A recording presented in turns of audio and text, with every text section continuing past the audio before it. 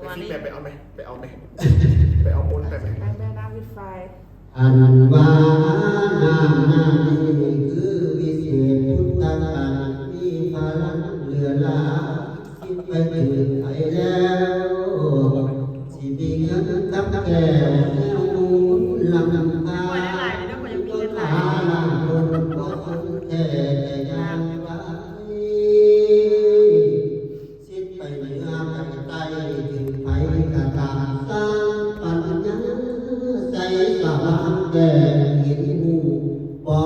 งทำไผ่ผู้นี้กำหายสบายหายช่วงคือเก็บดวงปวดลาข้าวนี้สิช่วงหาย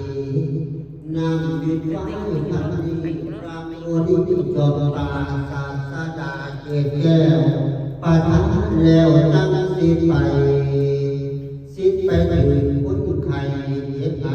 วัดพวงกะสิหายสวงหามีปืนสวงเศร้าคือเมียนายเท่า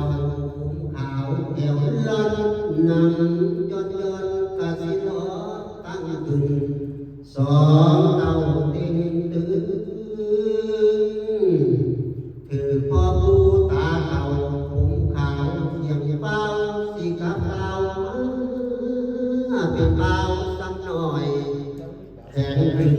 กว่าหลังมีพลังผ่านสร้างเด็กนิจักอยู่ทวนม้วนอยู่สาวสักหน่อยกะสันหูดาวดังคือคนดังคนแลสิกับหางเพียงมืออายุยืนหอดลอยงานจอยดังมาดีถือคนดีกะสิดีไปนามีวิสาลา